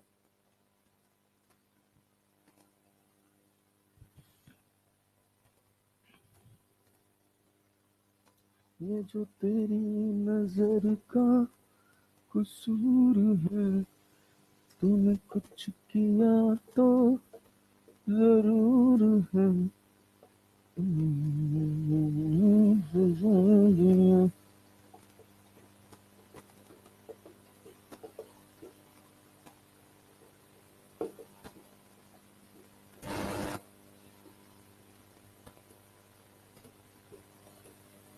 आज एक शीट भेज देंगे, लगा लेना। मतलब तुम्हारे पास 40 क्वेश्चंस का हो गया प्रैक्टिस करने के लिए। आज और कल, मतलब कल और परसों टेस्ट देने के बाद। संडे को कोई क्लास नहीं लग पा रही है, हमने बहुत कोशिश करी बट संभव नहीं हो पा रहा है। फिर भी मेल वेल डाला है, तो अगर क्लास लग जाती है तो ठीक है, नहीं लग पाती है तो कोई बात नहीं। ठीक है, ऐसा तो नहीं तुम लोग संडे को घर भागने के प्लान में हो? नहीं ना, ऐसा प्लान मत करना, बहुत लॉसेस होते हैं। अभी तुम लोग 2 त्योहार बहुत बड़ा बड़ा मना रहे हो, एक दशहरा मना रहे हो, अभी इसके बाद एक छठ मनाओगे। कंप्लीटली डिजास्ट्रस है। अगर सिलेक्शन के पॉइंट ऑफ व्यू से देखा जाए तो कंप्लीटली डिजास्ट्रस है ये छुट्टियां। हमारा आस्था का विषय है, अच्छी बात है, लेकिन बहुत सारी बातें इसके साथ और ध्यान देनी है। उन छुट्टियों को बस ऐसे त्योहार के नाम पर बर्बाद मत हो जाने देना। बात समझे? क्योंकि अभी तुम आओगे, इसके बाद कब? 9 तारीख को क्लास स्टार्ट होगा, नहीं 13 तारीख, 14 तारीख को क्लास स्टार्ट होगा। फिर 14 तारीख से लेकर 31 तारीख तक, 29 तारीख तक, क्योंकि 31 को दिवाली है तो 30 से छुट्टी होगी 8 तारीख तक। हाँ छठ है ना, जैसे दिवाली खत्म होगी तुरंत छठ हो जाएगी। ठीक है, हम जैसे लोगों के लिए भी ये जरूरी है। हाँ बहुत, मतलब लेबर की तरह काम करते हैं हम लोग। मतलब कल का मैं तुमको बताऊं, कल मेरी जब आखिरी क्लास खत्म हुई ना, तो जैसे आदमी बेहोश होता है ना, आंखें बंद होती हैं, वैसी हालत हो गई थी कल। एमडी सर, आज ऑपरेशन है, हो सकता इस समय तो वो सर्जरी रूम में होंगे। उनका मुझे लगता है थोड़ा सा बोन डेंसिटी कम है, इस वजह से उनको बहुत फ्रैक्चर्स होते हैं, बहुत फ्रैक्चर्स होते हैं उनको यार। एमडी सर के साथ बेचारे सोफा से गिर गए यार। हाँ, लेफ्ट हैंड में, यही गनीमत थी। पहले मैं वही देखा, अरे रक्षा सूत्र वाला हाथ बचा हुआ है, मतलब काम हो सकता है अभी। ऐसे ही मेरे एक बार लेफ्ट हैंड में हुआ था, तो वो एक्चुअली मुझे ब्रेन में हल्की सी क्लॉटिंग हो गई थी इधर, बहुत माइनर क्लॉटिंग थी। और किस वजह से हुआ था? क्रिकेट की वजह से, बॉल लग गई थी। और जब यहां पर क्लॉटिंग हुई थी ना, तो थोड़ा बहुत पेन हो रहा था, तो मैं बहुत लाइटली ले रहा था, ऐसे ही कुछ होगा। मेरा बर्थडे का दिन था, मैं डांस कर रहा था, सब बढ़िया नाच रहे थे, और नाचते नाचते मेरे हाथ में अचानक से बहुत ज्यादा पेन स्टार्ट हुआ। उसके बाद हम लोग गए रात में मूवी देखने, मैं आया, आते समय एक मेफ्टाल स्पास करके पेन किलर आती है, खाया, खा के सोया। अगले दिन सुबह उठ रहा हूँ, हाथ ही नहीं उठ रहा है। मतलब ऐसा ऐसा लग रहा था, मैं डर गया कहीं पैरालिसिस तो नहीं हो गया, ऐसी हालत हो गई थी। ऐसे इतना ही रहता था, यही चिपक गया था, यहीं ऐसे चिपक गया था। आज भी मेरा ये हाथ में 100% पावर नहीं है। उसके बाद से मेरा क्रिकेट खराब हो गया, सब बेकार हो गया। अभी भी मैं इस हाथ से कोई चीज ऐसे बहुत देर तक होल्ड नहीं कर सकता। ऐसे रैंडमली काम करूंगा, कुछ पता नहीं चलेगा, लेकिन बहुत देर तक नहीं होल्ड कर सकता। मतलब अप्रोक्सीमेटली 25% पावर ड्रॉप है, और मैं लेफ्टी हूं। मैं लेफ्टी हूं और मेरा लेफ्ट हैंड का लगभग 25% पावर नहीं है लेफ्ट हैंड में।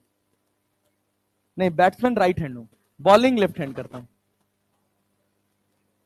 मतलब थोड़ा मिक्स है दोनों। हाँ, अलग लेवल का कॉम्बिनेशन है। एक्चुअली क्या था, जब मैं बचपन में छोटा था तो मैं लेफ्टी ही था, तो लेकिन मेरी मौसी ने मुझे मार मार के राइटी बना दिया। मैं बहुत छोटा था तो मैं लेफ्ट हैंड से लिखता था, फिर धीरे धीरे मारते मारते फिर उसने राइट हैंड कर दिया। तो ये हाथ ऐसे अटक गया था भाई। मतलब एक जगह मैं होम ट्यूशन पढ़ाने जाता था, तो बाइक से जा रहा था, तो ऐसे करके बाइक चला रहा था, हाथ सीधा ही नहीं होता था। और यहाँ के नीचे पूरी पावर है, बस यही पावर नहीं थी। तो एमआरआई सब कराया, फिर एमआरआई में कुछ नहीं आया। फिर जब ब्रेन का कराया, इसका सिटी कराया, कुछ नहीं आया। फिर ब्रेन का जब कराया तो यहाँ पर माइनर क्लॉटिंग थी, इसकी वजह से ये पूरा प्रॉब्लम था। और उसके लिए बस खाली कुछ था नहीं कि वो अपने आप ठीक होगी धीरे धीरे, ऐसी जगह पे थी, यहाँ पे थी, अपने आप धीरे धीरे कट गई। लेकिन मैं खूब फिजियोथेरेपी कराई, मतलब 50-60 हजार रुपए महीने का जाता था फिजियोथेरेपी के बाद, और उसके बाद भी सही नहीं हुआ। फिर मैंने अपना हाथ खुद से सही किया। हाँ, कैसे? वो लेके, एक होता है जो कभी देखोगे जिम में जाओगे तो पैर में बांधने वाला होता है, बालू वाला, उसमें सैंड भरा रहता है, उसको पैर में बांधते, उसको हाथ में बांध लेता था, और क्लास चल रही है, कहीं बैठा हूं, जैसे बैठा हूं ऐसे उठाने की कोशिश करता था, करते करते करते करते रेंज बढ़ते बढ़ते बढ़ते बढ़ते 3-4 महीने के अंदर पूरा खुल गया। तो वैसे करता था। अच्छा, होता क्या था कि यहां से लेके यहां तक पावर ड्रॉप था, इसके बाद पावर आ जाती थी। जब हाथ ऊपर उठ जाता था तो पावर आ जाती थी, तो ऐसे ऊपर लगा लेता था, वो रबड़ वाला बेल्ट नहीं होता, उसको दरवाजे में फंसा लेता था, फिर ऐसे ऐसे करते करते खींचते खींचते खींचते खींचते फिर आ गया, इतना आ गया कि काम चलने लायक हो गया। गनीमत थी कि लेफ्ट हैंड में था, अगर वो राइट हैंड में रहा होता तो उस समय मैं अपने दौर का जो मेरा वो करियर था, उस करियर के मैं पीक वाले फेज पे चल रहा था, बहुत बढ़िया सिस्टम चलता था बस, अब सब खत्म हो जाता। लेकिन बस वही था, किस्मत है एमडी सर की तरह कि लेफ्ट हैंड में था तो बच गए। फिर धीरे धीरे क्रिकेट विकेट खेलने लग गए, थोड़े दिन तक तो बंद करके रखा था, लेकिन फिर खेलने मिलने लग गए तो सही हो गया। अभी भी कभी कभी जैसे ठंड वंड का मौसम आएगा तो पेन स्टार्ट हो जाता है, और एकदम पॉइंटेड पेन होता है इसी जगह पे, एकदम पॉइंटेड पेन है, ऐसे पकड़ के भाई सब लगता है कि कोई एक निडल रखी हुई है यहीं पर, हाँ भयंकर पेन होता है। ठीक है, बुढ़ापा उड़ापा आएगा तो बढ़ेगा, तब तक पैसा वैसा कमा के भाग जाएंगे यूएस। ए, कितना लग रहा है भैया यहाँ नीचे? 50। कितना लग रहा है? 50। ऊपर क्या लगा दिए? N1, और क्या लगा दिए? N2। तो N1 प्लस N2 बराबर कितना? N1 प्लस N2 बराबर कितना? 150। अरे कोई दिक्कत, कोई परेशानी? No sir. क्या किसी भी पॉइंट के अबाउट टॉर्क देख लें, या N1 के या N2 के? N1 के लिख लें। अरे भाई इस 50 का टॉर्क कैसा है, क्लॉकवाइज के एंटी क्लॉकवाइज? क्या 100 न्यूटन नीचे भी लगेगा? कितनी दूरी पर? 2 मीटर पे ना जी, 2 मीटर पे ना।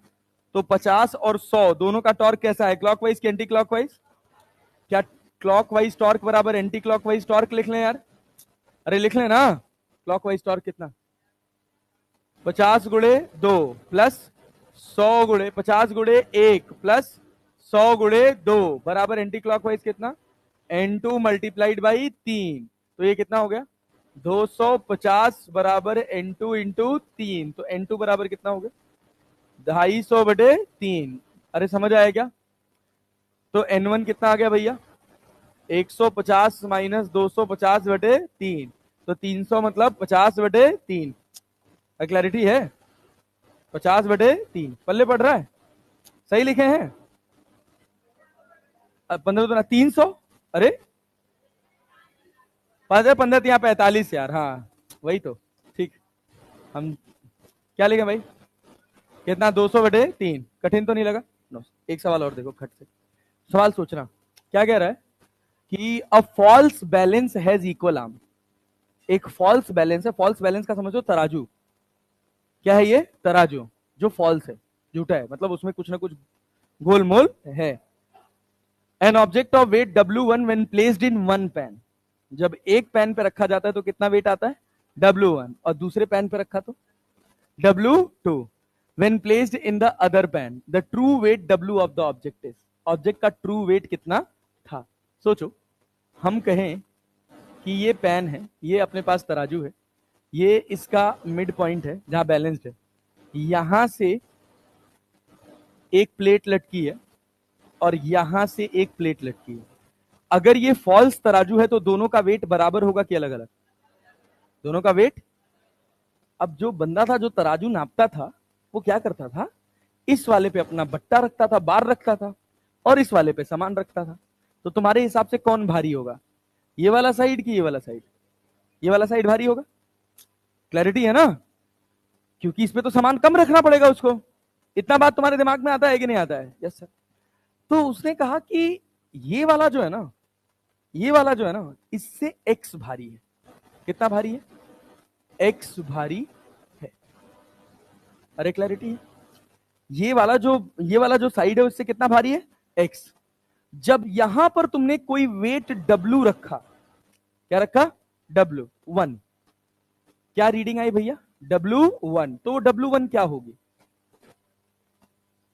वो W1 क्या होगा भाई? ये एक्स एक्स्ट्रा भारी कर रहा है ना? अरे भारी कर रहा है ना? ट्रू वेट क्या होगा? W1 प्लस एक्स की W1 माइनस एक्स? W1 पल्ले पड़ा प्लस, यहां बटखरिम W1 मेजर हुआ ना, तो ये ज्यादा मेजर हुआ कि कम? ज्यादा, ज्यादा ना। लेकिन क्या वास्तविकता में ज्यादा है? वास्तविकता में कम है ना, क्योंकि ऑलरेडी ये भारी था। कितना भारी था? तो जो ट्रू वेट होगा, क्या उसको मैं W1 माइनस एक्स लिख लूं? अरे समझ आया? अच्छा आप सोचो, अब इसी ट्रू वेट को जब इधर रख दोगे तो कितना हो जाएगा? क्या हो जाएगा? W1 नहीं पल्ले पड़ा। अरे आया। अब तो भाई, अरे भाई जिधर उसका वेट कम था, अब तुमने उसको कह दिया नहीं इस वाले साइड रख के मेजर करो, हमको इस वाले साइड रख के मेजर करवाना है, तो उसके साथ तो धोखा हो गया। अरे हुआ ना? क्या धोखा हुआ? अब उसको ज्यादा देना पड़ेगा। कितना ज्यादा देना पड़ेगा? x। तो जो w होगा वो किसके बराबर होगा? W2 plus x. दोनों को जोड़ दे, क्या x से x कट जाएगा? 2w बराबर W1 प्लस W2, तो w बराबर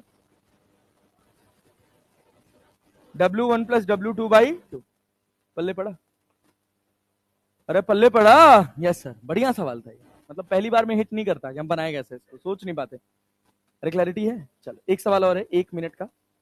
1 मिनट का ये सवाल देखो, कह रहा है the beam and pan of a balance have negligible mass.